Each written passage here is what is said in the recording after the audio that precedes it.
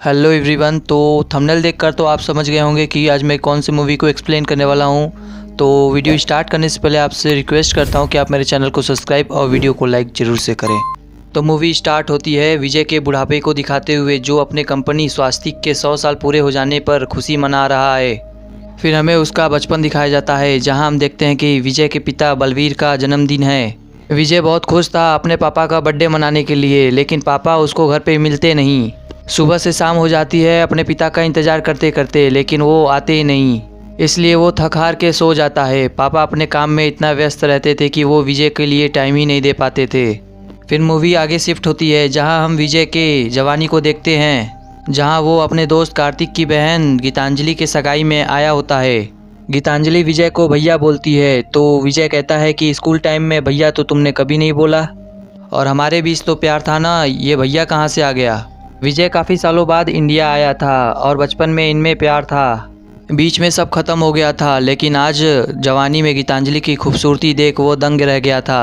वो गीतांजलि को एक कहानी सुनाता है। कहता है कि सदियों पहले दो तरह के लोग थे, एक अल्फ़ा और दूसरे बाकी लोग।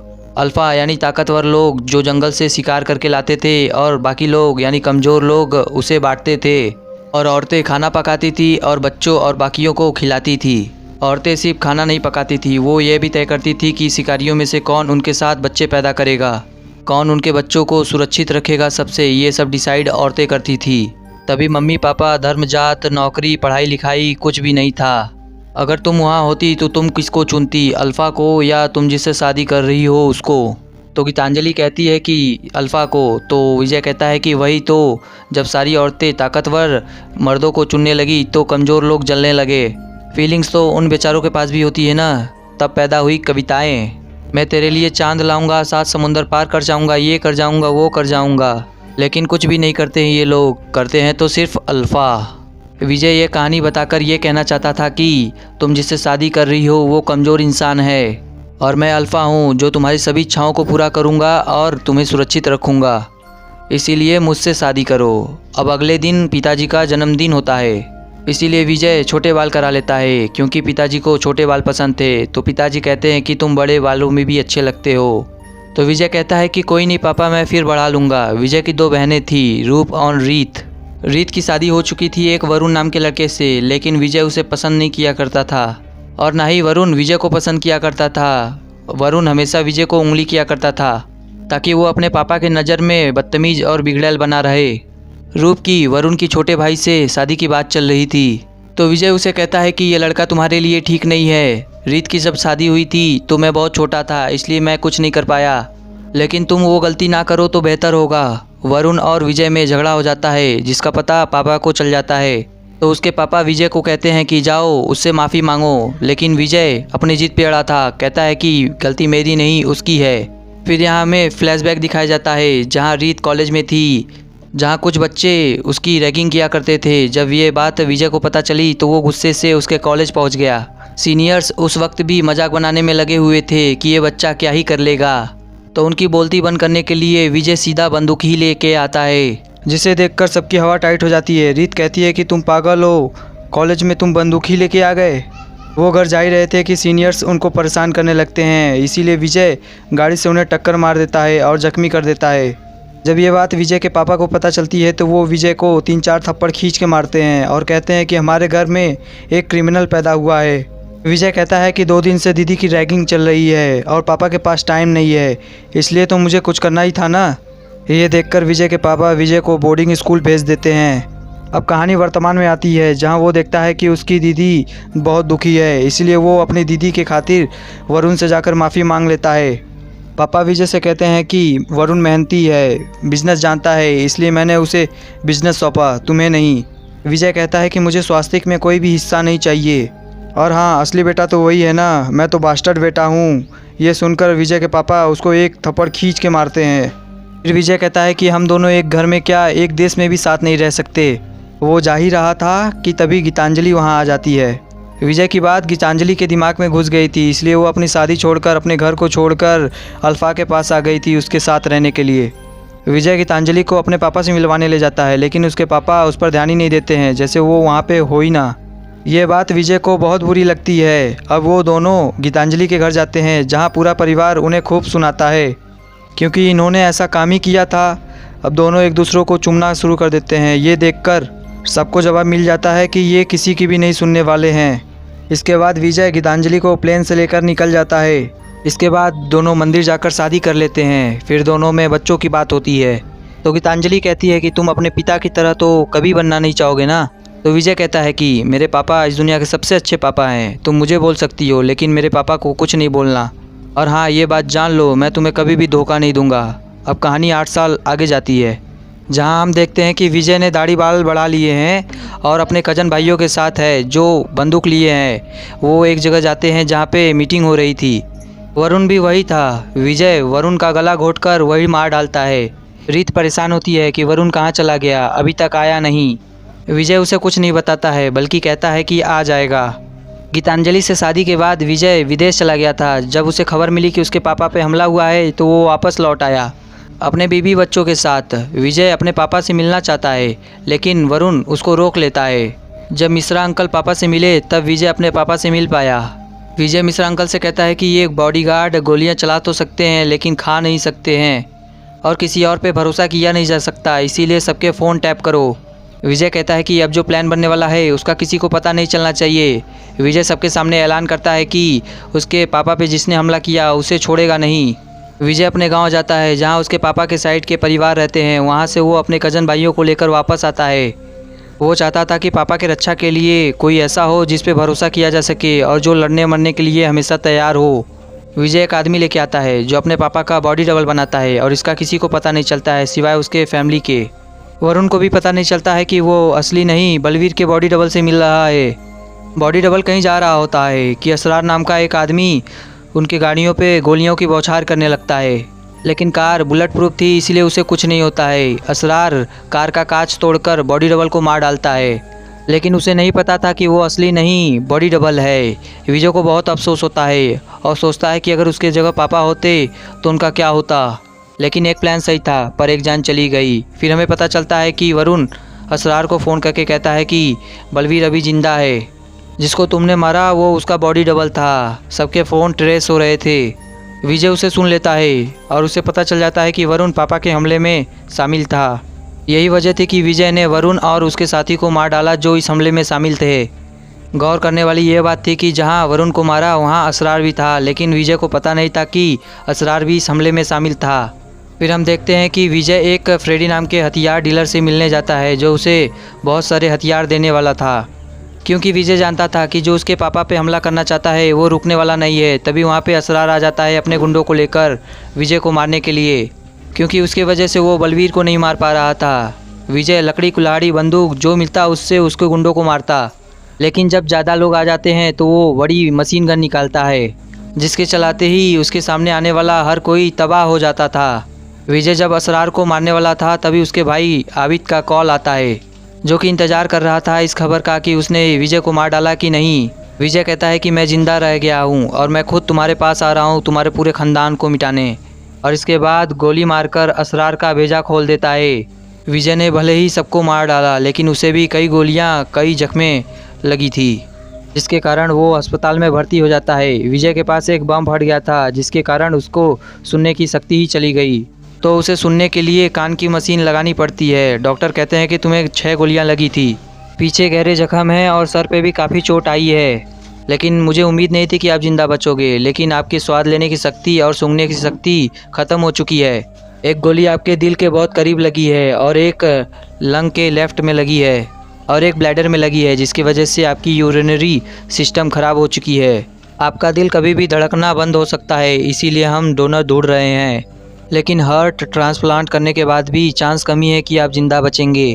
विजय कहता है कि मेरे इरादे पक्के हैं, मुझे कुछ नहीं होगा। विजय रीत को बता देता है कि उसने वरुण को मार डाला क्योंकि वो पापा के हत्यारों में शामिल था। एक दिन गीतांजलि की मम्मी पापा आते हैं जो दोनों को लड़ते हुए देख लेते हैं। विजय सिगरेट पी रहा है, गीतांजलि उसे रोक रही है। मम्मी पापा कहते हैं कि देखो इसका आगे क्या होगा।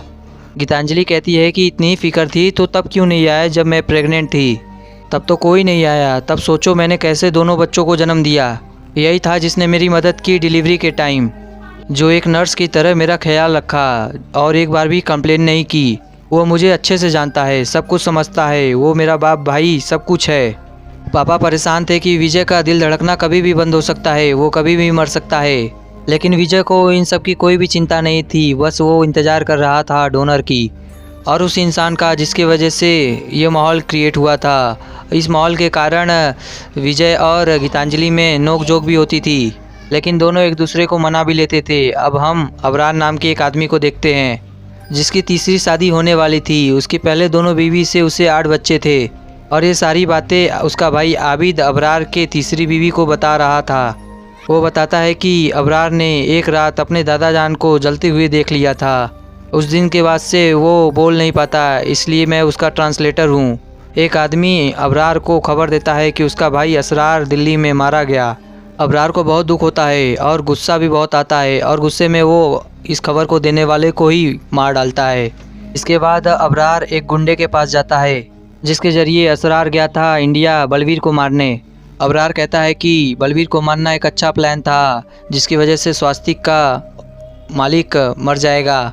वो कंपनी जिसमें से मेरे दादाजी को कुत्ते की तरह भगा दिया गया था। तुम लोगों ने साधारण से काम को पर्सनल ईगो बना लिया और उसके बेटे के पीछे गए जिस वजह से मेरा भाई मारा गया। और तू जा और मेरे भाई को सॉरी बोल। और इतना कहते ही आबिद उसको गोली मार देता है। फिर हम देखते हैं कि विजय को डोनर मिल गया है और हार्ट ट्रांसप्लांट भी कामयाब रहा। विजय से मिलने के लिए एक जोया नाम की लड़की आती है। विजय को जो दिल मिला था वो जोया के मंगेतर का था। वो जा ही रही होती है कि तभी विजय उसे रोक लेता है और जिसमें दादाजी रहते थे उसमें उसे रहने का बंदोबस्त कर देता है। जोया उसे पसंद आ गई थी, इसीलिए वो उसके साथ चक्कर चलाना शुरू कर देता है।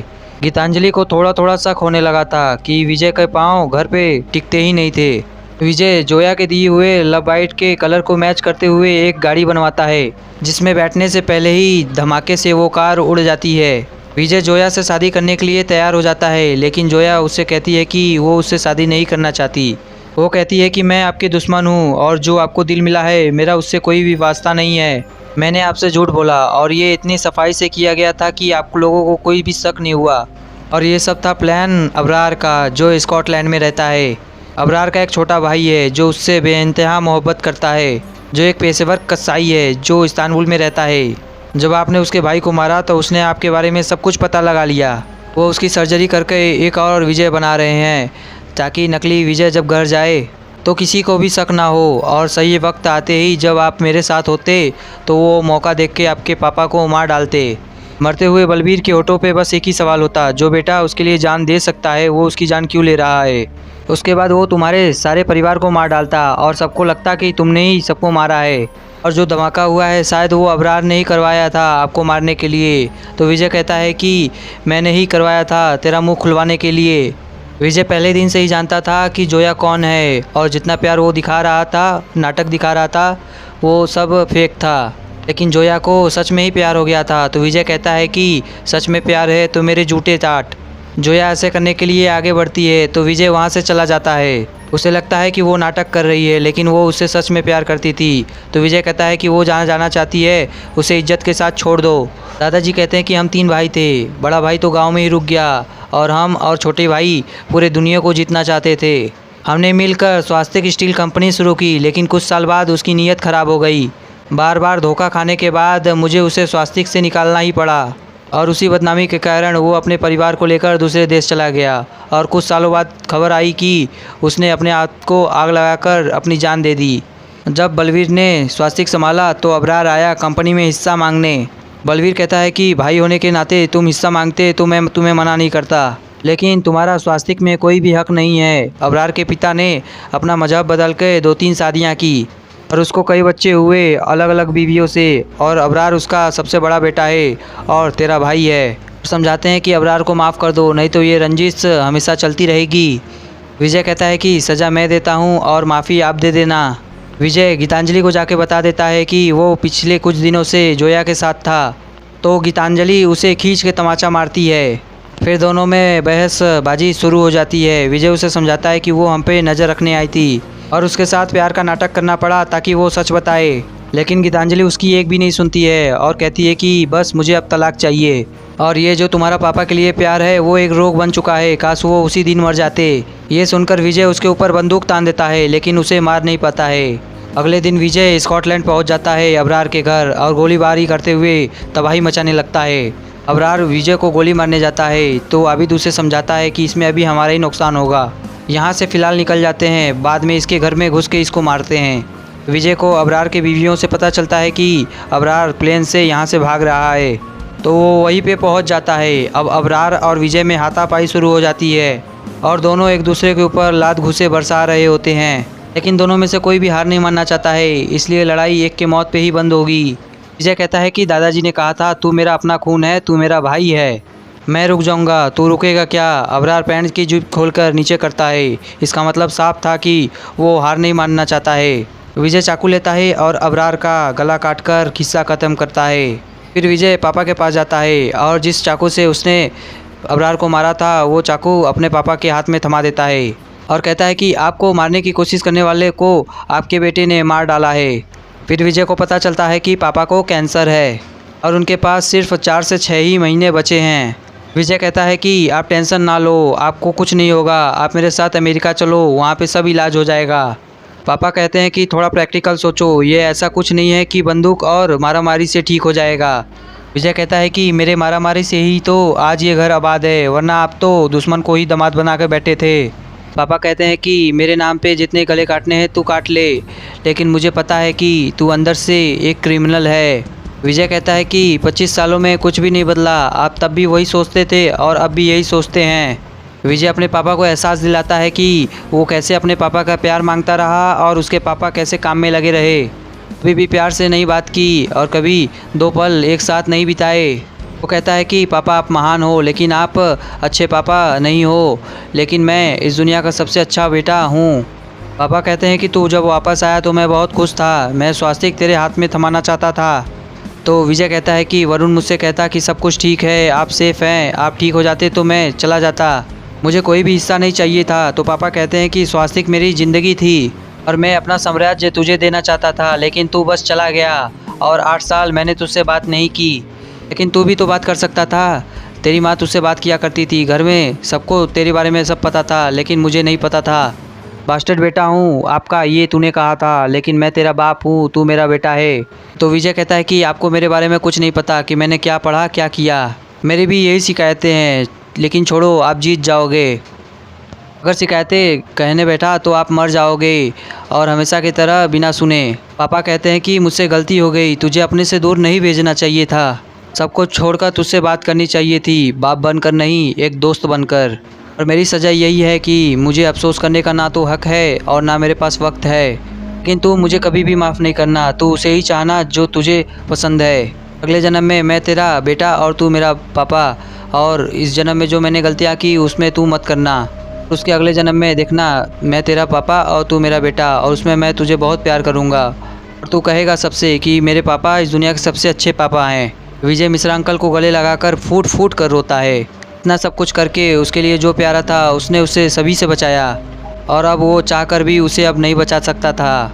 गीतांजलि बच्चों के साथ वापस यूएस जाने का फैसला करती है, लेकिन उसका बच्चा अपने पापा को गले से लगा लेता है। इसके बाद हमें दिखाया जाता है अबरार के भाई अजीज़ को, जिसकी सर्जरी करके उसे विजय बनाया जा रहा था। उसने विजय के 2 लोगों को पकड़ लिया था और उसकी बोटी बोटी कर डालता है। वो कसाई था तो खून खराबा करने में वो माहिर था। यहाँ पता चलता है कि जोया पेट से है, जोया अजीज़ की प्रेमिका थी, तो बच्चा पैदा करने के बाद ही देखना था कि वो बच्चा अजीज़ का है या विजय का। अबरार की जो तीसरी बीवी थी अजीज़ उससे निकाह करने को कह देता है। ये बताया जाता है कि इसका अगला भाग भी आएगा और उसका मेन विलन होगा अजीज़, जो विजय का हमशक्ल है। ये मूवी यहीं पे ख़त्म हो जाती है। दोस्तों आपको ये वीडियो थोड़ी सी भी अच्छी लगे हो तो हमें सब्सक्राइब ज़रूर से करें और कमेंट कर हमें ज़रूर बताएं कि आपको ये मूवी कैसी लगी। फ़िलहाल के लिए till then tata bye bye.